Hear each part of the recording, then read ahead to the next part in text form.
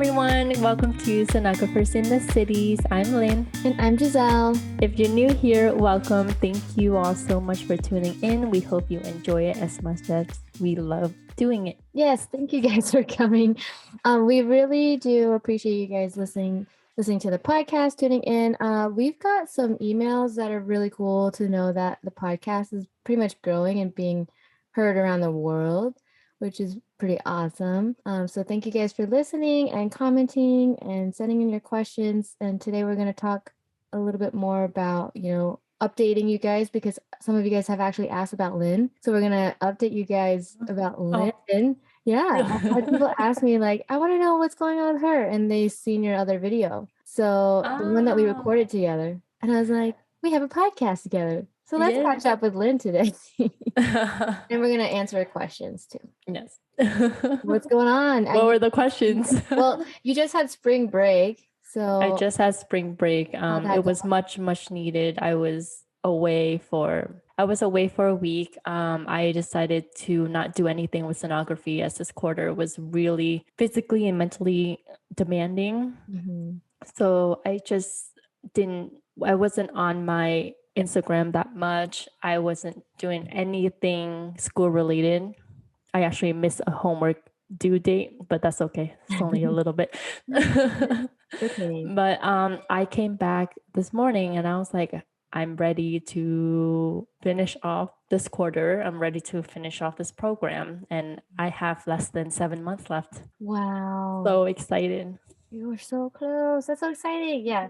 Yes. Time is moving so fast. And it's good that you got a break. I know some students who actually message me and say they don't get any breaks. I thought my program was really intense. Like we didn't have this long break since September. Mm-hmm. So I was like really kind of like almost burnt out. Yeah. I mean, somebody asked in your video and they wanted to like get an update from you. So that's a pretty good update there. I'll shoot a reply. I'm still here. I'm learning a lot. I know, it's like, what are the odds? Like we had that video together and now we're doing a podcast, which is so cool. It's only less than a year. Mm-hmm. And so much has changed. Yeah. And think about how much you've learned and how much you've grown. I actually had a friend reach out to me who's going to be doing sonography, and she was an alternate, and they actually had sent her an email saying that she has a chance to join in this year instead of next year. So she was like, she messaged me because she was like, I don't know, should I, and I was like, yeah, you should. Like that doesn't always fly often. Yeah. So congratulations to her. And yes, congratulations to everyone who's getting in their programs. For those of you who are going to graduate this year, you're almost there. Yes, I'm seeing so many like stories saying like so close to the end, everyone's graduating. It makes me anxious for mine. It's like I'm so excited for mine, but I'm so happy for them and can't wait to see what they're gonna become. Like that's my future too. Yeah, you guys are all I've been seeing all the posts. Like everyone's like, it's done. All the studying and or they're passing the registries. Yeah. Like there's so many. I was like, I can't keep up with the likes and the congratulations. Mm-hmm. I know. I saw J. Sono, like she passed 2 boards. And Myci. A lot. Oh yeah, and Myci too. Myci, who's our guest, she passed both. Mm-hmm. Both. Yeah, it's crazy. See? It is crazy. What about you? How's your program? Oh yeah. How's statistics? I finally passed statistics. Yay. That was like a main source of my stress this past since I started the new term. I started the new term in March and it's already end of April. And my goal is to finish one class per month. However, when when March passed and I didn't pass statistics yet, I was so stressed out. I took the test and I didn't pass it the first try. So then I was like more stressed. I've never had to retake a test in school yet. So that was my first time. But then I took the test 10 days later and then I passed. So hey, congratulations. Now I'm on to marketing, which I think will be more fun. I think so too. Yeah, I'd rather do marketing than statistics for sure. I mean, you pass accounting, you pass statistics. Mm-hmm. Those are the hard ones. Yeah, all those like math ones are behind me, except there's an econ class, I think. Oh, global economics. And I've never dabbled into that. Let's hope when I I get to took I took an economics course in undergrad. That wasn't fun. one, yeah, I don't expect it to be, but I have two like kind of easier classes coming up, then the econ class, and then my final class. We're coming up to the home stretch almost. Oh my gosh, that's so fast. Yeah, isn't it crazy? When do you think it would be done? I'm hoping to be done maybe around like August. Okay. Yeah, like maybe July, August, depending on how fast I go, what happens in May. Because May is always busy, right? I feel like May is And such a then the busy summer. summertime. I'm supposed to go on a trip with my family, so we'll see. Do you get a summer break? We do in August. Okay, yeah, that'll be fun. I have a couple trips coming. Oh, yay. That's exciting. Yeah. Where are you going? Going to SF and then Tampa, then Miami for my Oh, friend's wedding. she's gonna be traveling across the cities. That's cool. Yeah. I always tell people that come to Vegas, come visit. I want to go to Vegas, but I don't know why the tickets are so expensive Are to they? fly. Oh, Yes. yeah. I've been like looking and like I wanted to go. Especially after I'm done with my program, I want to go because I see all your food reels and I'm like, I know. That's I been want to fun. go. That's been fun. But the tickets are like at least 500 from New York. Oh my gosh, that's it. Yeah, that's really expensive. It's cheaper to go to Canada. I'm going to Canada this week. So yeah. Well, we're gonna get into the questions, you guys, and don't forget to message us on Instagram. Are people filling out your little form? We've got a form. I don't get to I look at it, know. but What do you mean you don't get to look at it? I haven't looked at it, so I don't have To a be chance. honest, I haven't either. I will get to you, I promise. Next Okay. month is actually it's end of April. So I'm planning for our episodes next month. So I will get Yeah. to you if you're listening and you filled out our form. Thank you so much. Yeah, I've had a few people message me saying they want to be on here. So we'll get you guys in now that we're trying to have more of a schedule. We have structured for Yeah. like what I like most about this podcast is like we're very adaptable, I think. Like you and I. Yeah. Yeah. That is like fun. for this podcast recording I actually forgot. So just I had to wake up That's early. okay. And So I thank always you. forget too. My brain, True. man. And then We're I just so busy. remind you the day before. I know. We're just so busy. But we have fun doing this and you guys love it. And we are just so appreciative of it. Yes. So thank you. And Yes, this thank you so goes to much. show that like work-life balance. We try. Sometimes we slip, but Yeah. we're just getting back up. We're human. All right. So we're gonna go into the questions. We've got a few. We're gonna try to finish off this Q&A Mhm. in this episode so that next month we can start this new structure that we have. Hopefully, Yeah. it's gonna be good for the rest of the year. Yeah. We'll hopefully. You never know. Well, we'll see how it goes. Yeah. Okay. So first question. What books to study for the areas of OBGYN, vascular, and abdomen? That sounds like a general. That's just like all for you because Yeah. you're all of that, right? Well, okay. So, I mean, books, there's a bunch of sonography books out there. And what I want people to know is that sonography doesn't change the anatomy, the structure of the body, everything. It doesn't change. So, books from years ago that people have been using to study are going to work for you to study with today. The thing about that is, if you are able to get your hands on like Edelman is very good. The workbooks are just a basis of like a general, like it just gives you general things, but you need other things to understand the full concept of like OBGYN, vascular, and abdomen. So I suggest the Red Penny book. That one has abdomen and OBGYN in it. And then also Davies for vascular. I love that book. Yeah, I told Lynn about that. Thank you for recommending it to me. Very simple, straightforward. It just gets something that you can understand and read. I mean, if you can find it and look at it, the inside, read it, and understand it instead of like getting a book where you can't understand it at all. I think So it's also like you have to find the book that works for you, because certain companies, certain authors, they do it a different way. So if you do different companies for different subjects, sometimes it gets confusing because the verbiage is different and how they say things. So for me personally, I've been sticking with Davies since you recommended Davy for vascular. So I'm using Davies for echo as well, because it's like their structure and their verbiage is same. familiar to me. Yeah. Yeah. And Davies is great. They have books for like everything. Like she's Yes, they do. for echo. I have a ton of books in my closet. I also have on Instagram a highlight reel of books, as well as a bunch of books recommendations in my YouTube description box for my other ultrasound videos. So if you go in there and you click the links, it sends you over to those books. So definitely take a look at those and message us if you need help. Yes, I look at them too. Next question. Is work-life balance? Balance possible? Yeah. Well, I think Giselle is a prime example that it is possible. I mean, that's true. Yeah, it is true. It's possible. Sometimes it can be hard, but yes, it's possible. Like short answer, yes. Also, Lynn, as a student, I mean, student life balance, is it possible too? What do you think? It is possible, although it is hard. Like you will see on Instagram or on social media where students says they don't have time to eat, they don't have time to do this, they don't have time to do that. It's just on your priorities and what you want to do. But I highly recommend blocking one day of the week to do something for yourself that's not school related. And I highly recommend you eat. Yes.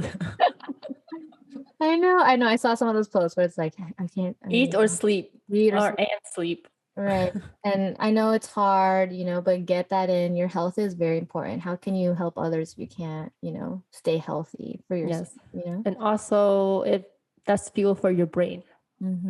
I love food. I Me can't too. go without it, I can tell from your reels. I know. I was like, we eat out so much. I might as well like do stuff. I mean, I already do Yelp stuff, so it's like, Yeah. it's fun. So check it out on TikTok. What's the most gratifying part of your job? Well, I guess I can start since I'm working. Yes, you can start. I just love, I don't know, I love helping patients and doing a job that I actually really enjoy doing. And patients ask me all the time, like they'll ask me, how'd you get into sonography? Or how much school do you go through? And then it just sparks a conversation. And it's the same conversation I have with many patients who ask about ultrasound.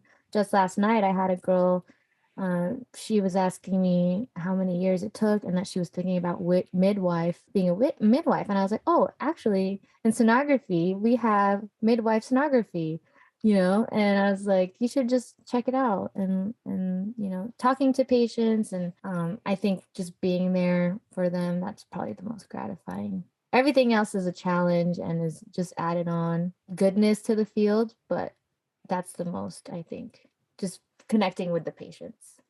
What about you? I agree. Like connecting with the patients, like some patients, they don't talk much, but the patients that I was able to talk, it's a really good feeling to be able to have that personal relationship with them, even if you're there with them for an hour max.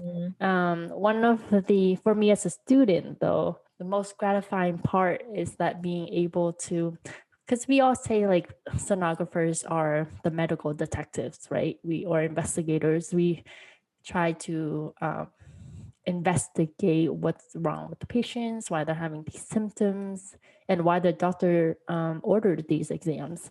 And the moment that you find the reason why they have those symptoms, it's very satisfying. It's like, aha, even though like, yes, it's bad for them, but as a student, it's like, yes, I found a pathology. I found why you're having these symptoms. And it's good to be able to relate that to what I've been learning.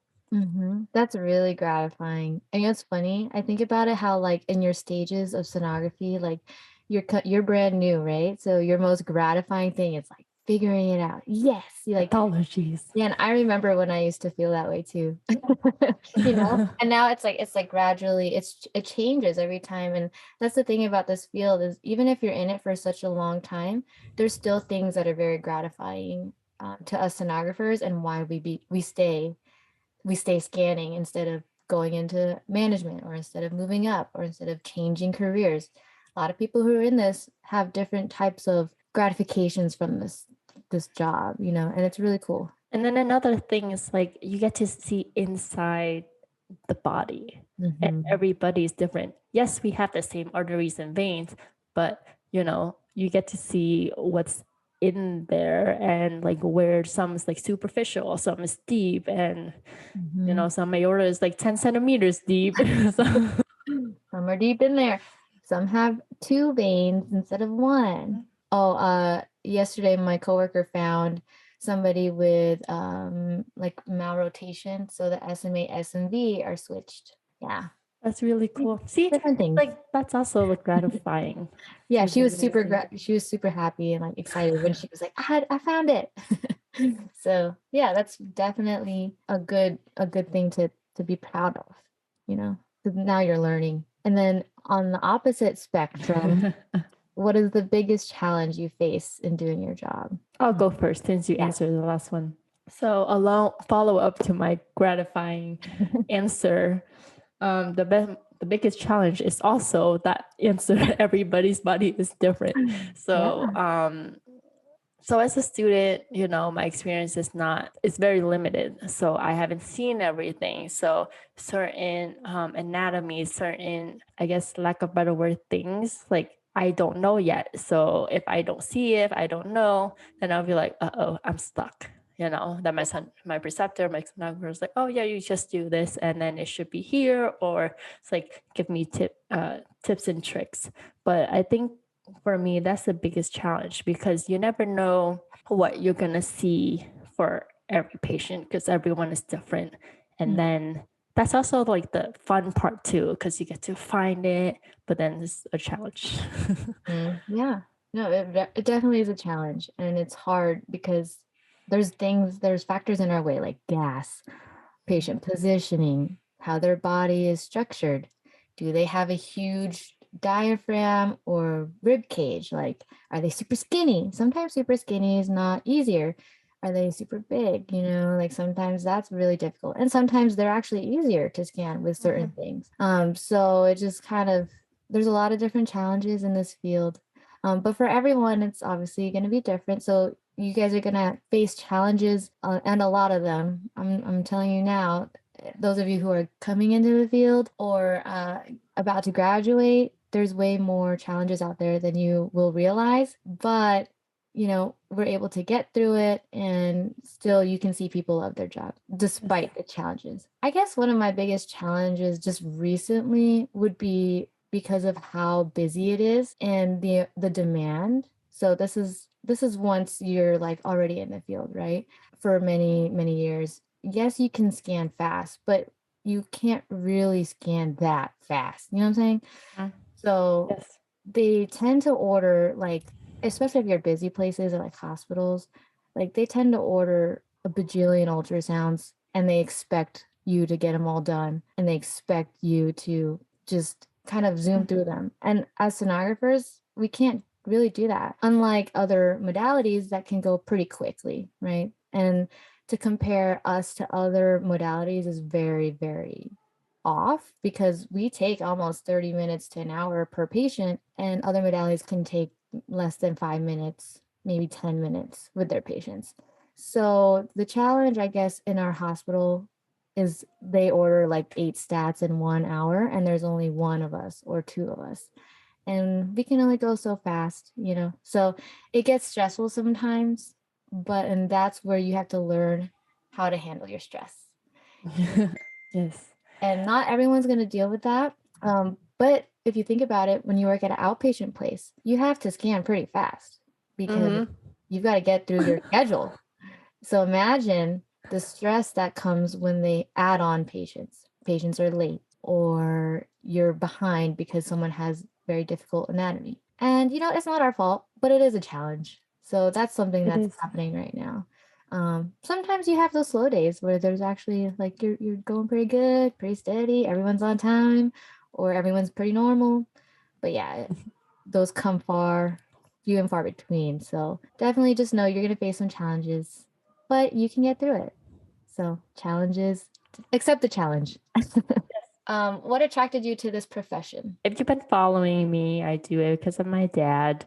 I like that that it's like the first diagnostic test that medical providers usually order. So you're like the first line of defense, kind of, which is like really cool because you're really needed.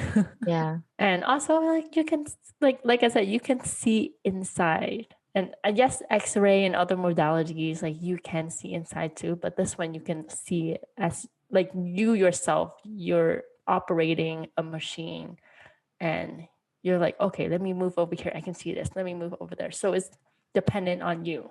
Right. I think that's really fascinating. And yeah, that's why I'm in it, and that's why I'm learning it. And I may not know what I got myself into, but I'm loving it every step of the way. Right. Yeah. That's good. I feel like a lot of people who either, have a personal reason for like joining into sonography or like know someone or I feel like they have a lot of passion almost, and that helps them get through because there's a reason behind being attracted to the profession. And for me, it was basically because I saw someone doing the scan. However, I just never knew what like ultrasound could actually potentially do or be. Like you said, it's investigational. It's all upon you. It's all dependent upon me. If you have a sonographer that really cares about their job, and they're doing their due diligence and making sure they're not missing anything. That's what I like. I like to be dependent on. So I like it when doctors come and talk to me and they ask me for my opinion, or when radiologists call me and want to ask me a question. Like personally, I like to discuss and like I like being in charge of the machine and I like making decisions. It's a very independent job. And you don't really talk to anyone else because it's just you and the patient. And that's why I love connecting with my patients because they're the only ones I really talk to while I'm at work, besides my coworker, of course. But like, I definitely love just being able to help people. It's a different outlet in the healthcare field that people really didn't know about before, and we're trying to make more known. So I like that. It's very, very close. Everyone understands each other because we all go through the same thing. No matter what city you live in, what state, what country, ultrasound is pretty much the same. But technology is getting bigger and bigger and better and better. And, this is just a really cool career, I think. And when I first found out about it, I was like, wow, I love it. And no radiation. Yes, no radiation. No radiation. We investigate and, it all is dependent upon us. So if you're in for that kind of field, you should check it out. All right, next question. So, do you have any advice for someone interested in your profession? since you're like coming into it, what's your advice? Since you're like, I'm still getting this. It is not easy. Like, it's doable, but it's not easy. There are a lot of myths around DMS, sonography, ultrasound school. Just do your research to see if it is for you. Because I've seen a lot of students, especially from my school, who had like a culture shock because it's not what they expected. But just do your research and see if it's right for you, and don't go in for it for the money, for the easiness, because it is not. Yeah, it is far from easy. Yeah, that's good advice. Obviously, do your research. That's the number one thing. I didn't do any research, so I knew nothing. So Me neither. Yeah.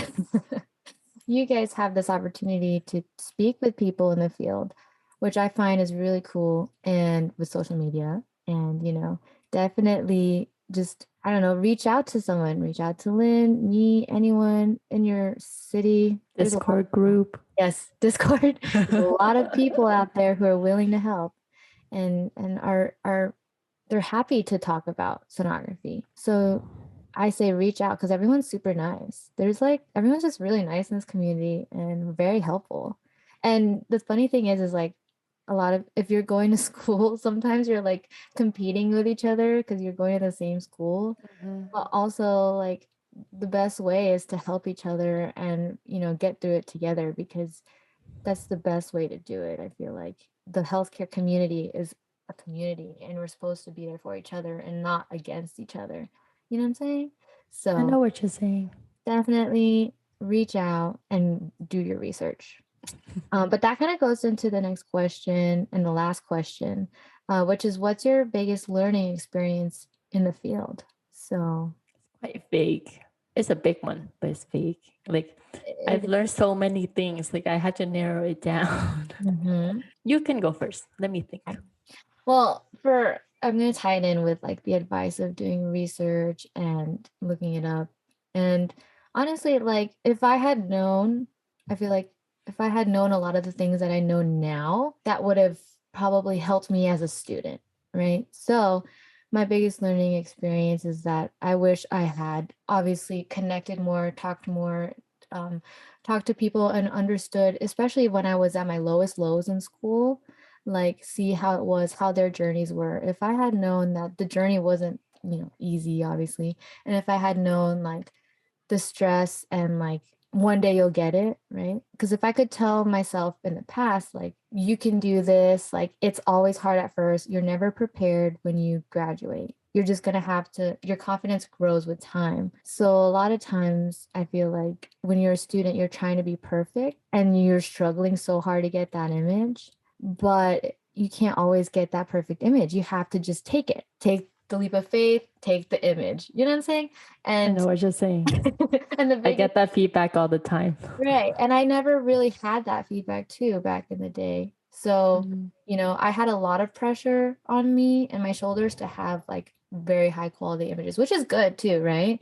It's good for us to have. But also, as a new grad or a new person in the field or a student, like just learning that was so hard. Learning that it's okay to not get the most perfect picture and that you're not going to find everything and that you're not going to figure everything out, because sonography isn't the end all be all, but also it's a learning process. And just know that that it is a learning process. I think that's a big learning experience for me. So talking to other people, researching and stuff, that'll really help you in the long run. Yeah, so I'm going to follow up with that is the learning process. That is the biggest learning experience because this whole program has been a big learning process for me, even though I am more wise than I was. How old am I? 10 years ago, 7 years No. ago, you know, I told myself that I would go into this. Even though I knew myself more now, Mhm. I told myself going into this, I'll be more open-minded. I'll be less negative because it's easy to complain about what doesn't work for you, and it's actually harder to look on the bright side or to be positive. But don't be positive to the point where it's like it's false positivity. Mhm. Um, so that's like a big learning experience for me because I was surrounded by a lot of complaints, a lot of negativity from classmates, from just in my program because there is not what they expected. So there was like complaints. There was a lot of this is like all real. I'm not like I don't know if I should be saying this, but I'm gonna say anyways. There was a lot of like what's worse than a complaint? I don't know, like arguments or like bringing it up higher. I don't know. Like, I don't know, but it was a lot of negativity, and I mhm, had to block a lot of that. right. It was to the point where we were on learning online, and we had a group chat, and they were complaining about the teachers. They were like talking how hard the program is, and it's not their fault, and all stuff. There's pros and Mhm. cons to everything, and you just have to take it and see what you can do with it. And I was in virtual classes, and I had to shut off my phone because I wanted to focus on the lecture and Yeah. not be distracted by that negativity. So that along with being open-minded to, where my clinical sites are. Like, even though I told in previous episode, I had a mindset, like expectation of where I want to be at the end. It's changing. So that's a big deal. Like, I definitely don't want to do this.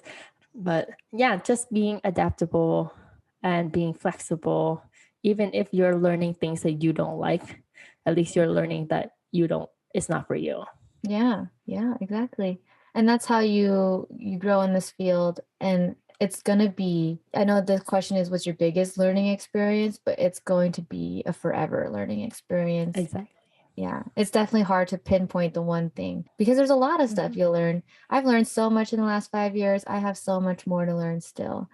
People doing this 20 plus years still have more to learn, as well as see things that they've never seen before, so definitely know it's a huge learning process. If you can make it through school and you can, get a job and everything like that, you're set. Like, all you got to do is keep on learning every single day and enjoy your job while you can.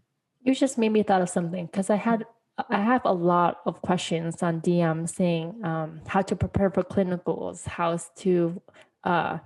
because I feel like everyone, myself included, wanting to leave school to be proficient enough to be in clinicals, but you're actually learning in clinicals. So yeah, so you're not going to be proficient enough. I had to let go of that expectation. Right. That's a good one. You're never going to be ready. Let's just say that, because as much as ready as I was to graduate, I was not ready to be in a career and get a job and be on my own. Yet I did it. I was thrown out there and I scanned, and that's how you learn. You learn on your own in your own situation when you have to make that decision on your own, because no one's going to be there to tell you what to do. You learn. And that in itself is scary, but it's also a learning experience and how you get better. And if you make a mistake, then you learn from that. You know, that's pretty much how it goes in this field. And it's also in life too. You learn every day in your life, so it's constantly changing. And what we just said about our biggest learning experience is just in this moment. So in a month, we'll have a different learning experience, so you can ask this again in a year and see what we say. Yeah, definitely ask us again. What we're going to do is now from here on out, we're going to have different topics. We want to have a Q&A probably at the end of each month, see how that goes. And hopefully in the future episode, we'll have one that's how to prepare you for clinicals. Even though you're not going to be 100% prepared, we can give you some tips and advice to be prepared, at least be ready to go into there and not be afraid to grab the probe and scan a patient. I was shaking. Because that's going to be your job. That's going to be it, So definitely, guys, thank you so much for reaching out with these questions. And we can't wait to talk to you guys soon and talk more. Our next episode actually is going to be about how to choose specialties, which is a very, very common question. So how Lynn chose echo, how I got vascular general, and we'll talk about that. So hope you guys tune in. And stay tuned for our next episode. Hope you guys like this episode. We're concluding our Q&A that's been going on for the past couple months. Like Giselle said, we'll have a wrap-up Q&A at the end of each month. So all the questions that we see from all of you, we'll answer it on here. And like always, if you haven't, please set your notifications to receive alerts. I want to set notifications to receive notifications. Set those notifications. Yes. And rate us 5 stars. Leave a review on Apple Podcasts if you're able to. And if you're watching this on YouTube, don't forget to subscribe to Giselle's channel for more episodes. Yes. Thank you guys so much. And we'll see you next time. Thank you. Bye.